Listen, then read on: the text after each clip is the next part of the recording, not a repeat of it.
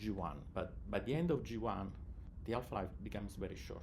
So at that point, I asked whether the ubiquitin system played a role, which today would be obvious, but at that time, I'm talking about mid-90s, was not so obvious. There were not important cell regulators that were controlled by the ubiquitin system.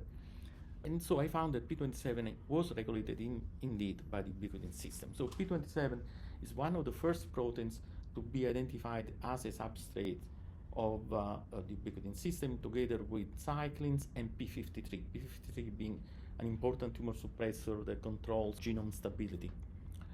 And after I published this first paper, I think it was in 95, I met Avram Hershko, the scientist that he discovered the ubiquitin system, at a conference, and started to collaborate. Avram since then spent 7 summer sabbaticals in my lab, and we ended publishing 9 papers together, including the paper that identified the exact ubiquitin ligase ORI3 for degradation. So asking what was the first thing that inspired me, I think was we saw that P27 levels changed during the cell cycle in terms of protein, but not in terms of message.